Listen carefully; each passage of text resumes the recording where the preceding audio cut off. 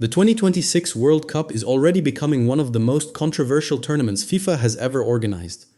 Before a single ball has been kicked, fans are already furious, players are already at risk, and politicians are already involved. Here is every major controversy you need to know. Start with something nobody expected FIFA to ban: umbrellas. For the first time in World Cup history, fans cannot bring umbrellas into stadiums. Along with umbrellas, over 20 other items are now prohibited, including outside food and certain bags. Fans heading to matches in June and July heat were already frustrated by the tournament logistics.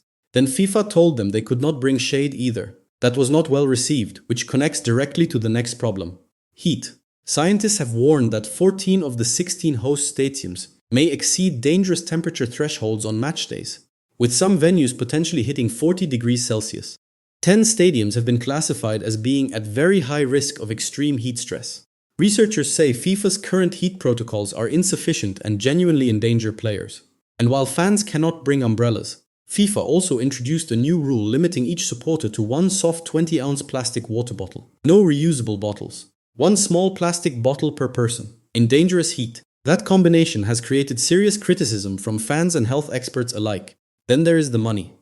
Premium tickets for the World Cup final were initially listed at around $11,000. General admission seats across the tournament were priced in the thousands at launch. For a tournament being sold as a celebration of global football, the prices made it inaccessible for most of the world's fans.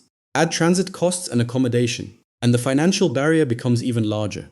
Local fans in New Jersey faced a separate backlash over increased transportation fares just to reach MetLife Stadium, with NJ Transit pricing becoming its own controversy among supporters already stretched by ticket costs. Then comes the controversy most people search for first: the expansion to 48 teams.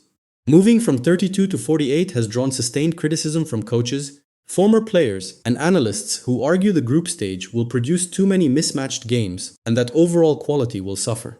Supporters say it gives more of the world a seat at the table.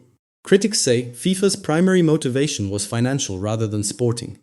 Neither side has a clear winner yet. But there is another consequence of expanding across 3 countries that rarely gets discussed: the travel distances. A team based in one host city could face a journey of thousands of kilometers to their next venue. Fans following their national team face the same challenge across the United States, Canada, and Mexico simultaneously. No previous World Cup has demanded this level of movement from players and supporters alike. And then there is who can actually attend. The Trump administration introduced a $15,000 visa bond requirement for visitors from certain countries. Iran and Haiti faced complete travel bans, with only players and staff permitted entry. Ivory Coast and Senegal supporters faced partial restrictions. FIFA came under pressure to publicly urge the Trump administration to pause ICE immigration enforcement during the tournament.